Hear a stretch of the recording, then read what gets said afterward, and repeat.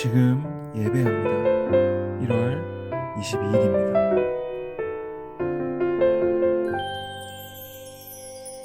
오늘 하나님께서 우리에게 주시는 말씀은 민수기 17장 1절부터 13절까지의 말씀입니다. 우리 함께 읽도록 하겠습니다.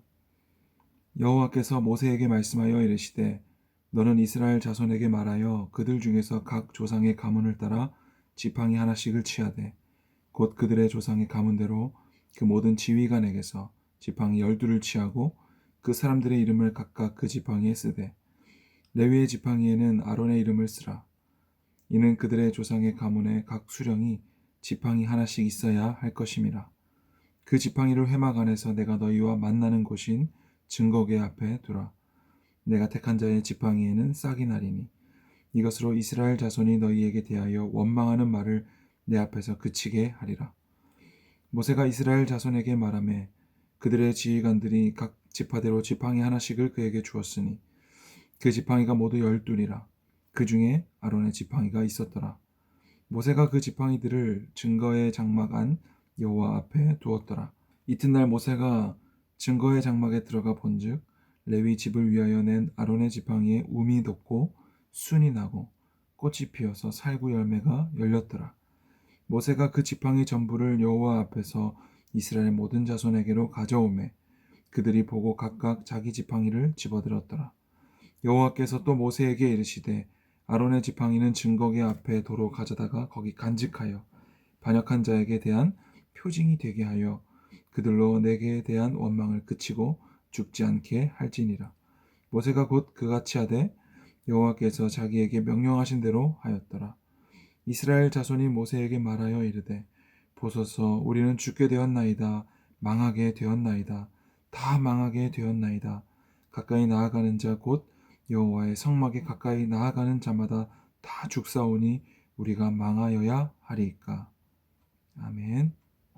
기도하겠습니다. 하나님 감사합니다. 하나님께서 허락하신 2021년도 이제 22일이 되었습니다. 코로나로 인하여서 많은 아픔을 겪어야 했던 수많은 사람들에게 하나님 함께하여 주셔서 그들의 아픔을 위로하여 주시고 그들을 회복해 하여 주시옵소서. 오늘 말씀을 보는 우리의 삶에도 회복해 하시는 하나님의 은혜가 있기를 원합니다. 우리의 삶에 무너졌던 부분들을 다시금 일으켜 주시고 우리의 마음과 신앙이 다시 한번 주님께로 돌이켜지는 회복의 시간들이 되게 하여 주시옵소서. 예수님의 이름으로 기도드립니다. 아멘. 하나님을 원망하는 자들을 하나님께서는 심판하셨어요. 그들의 죄를 하나님의 백성 안에 둘 수 없었기 때문입니다. 그리고 어제는 제사장의 직분에 대해서 말씀하시고 오늘 그러한 내용들을 점점 더 구체적으로 말씀하세요. 그래서 각 지파별로 지팡이를 하나씩 가져오라 라고 말씀하시죠. 그런데 목사님도 여러 가지 책을 참고해 보았는데 6절에 보면 그 지팡이가 모두 12이라 그리고 그 중에 아론의 지팡이가 있었더라 라고 말할 때 이 성경을 연구하는 많은 신학자들의 대부분의 의견은 여기서 지팡이가 12개가 아니라 13개다 이렇게 말하고 있더라고요.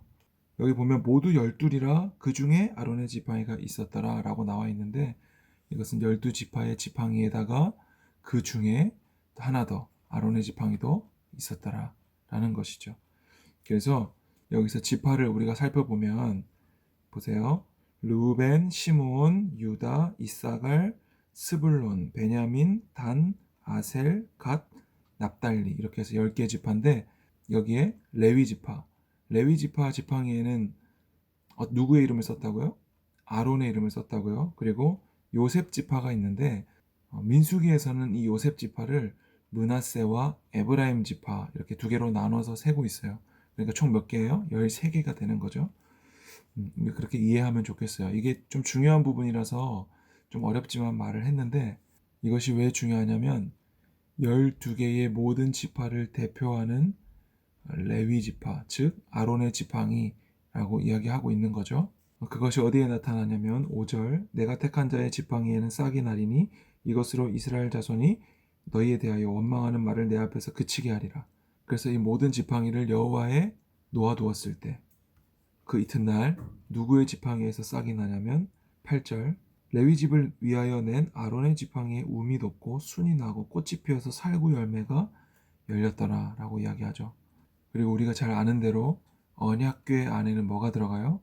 십계명 두 돌판과 만나 항아리와 이 아론의 쌍난 지팡이가 언약궤 안에 들어가게 되는 거예요. 그리고 이 언약궤는 하나님을 상징했기 때문에 언약궤가 함께하는 곳은 언제나 하나님의 임재와 승리가 임했죠.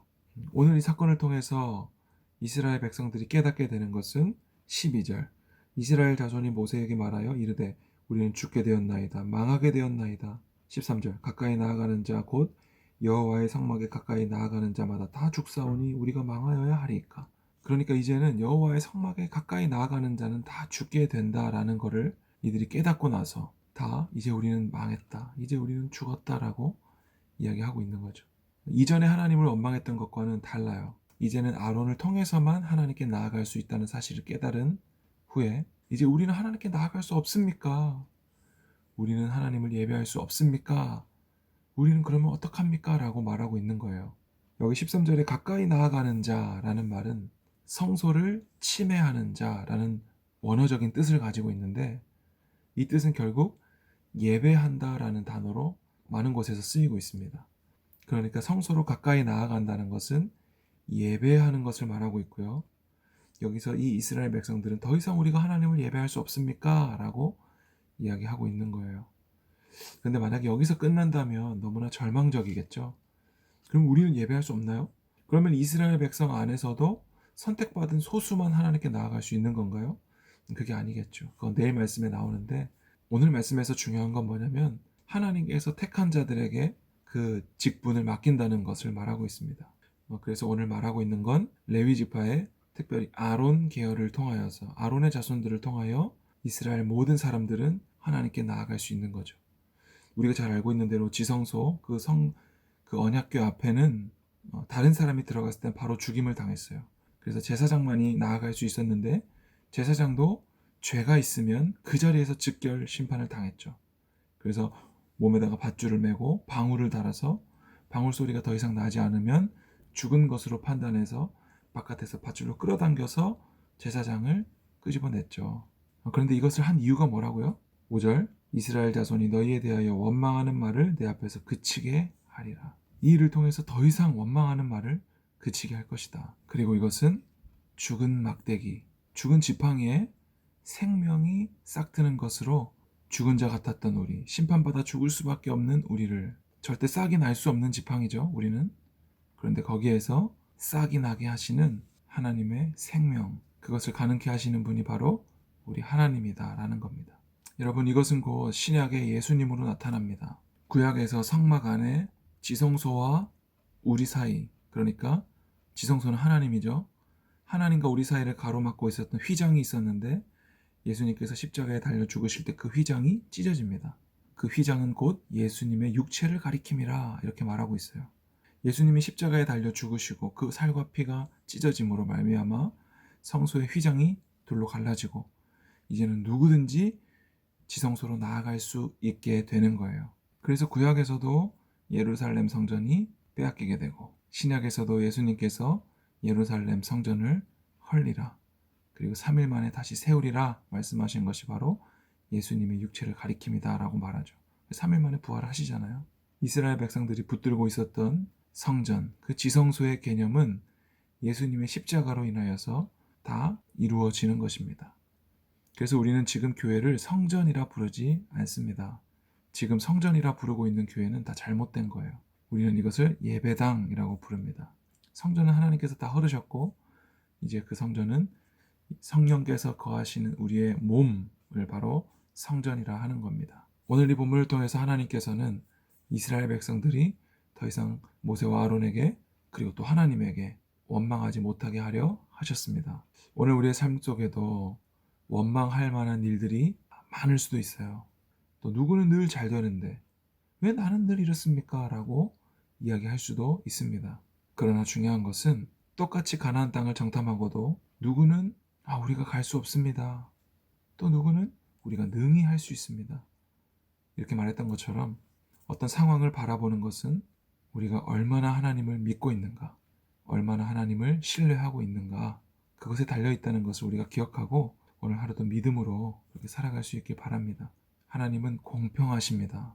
만약에 하나님이 공평하지 않다고 말한다면 나같이 연약하고 죄 많은 사람을 구원하신 것이 가장 공평하지 않은 일일 거예요. 나를 구원하시고 우리를 구원하셨다는 그 사실만으로 하나님은 공평하신 분입니다.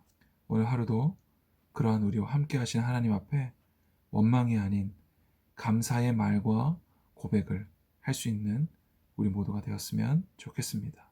기도하겠습니다. 하나님, 죄 많고 연약한 우리를 구원하여 주신 하나님을 찬양합니다. 오늘 하루의 모든 삶 속에서도 원망의 말보다는 감사의 말을 하는 우리가 되게 하여 주시고, 힘든 일이 있을 수 있습니다. 원망할 만한 상황들이 내 삶에 일어날 수도 있습니다.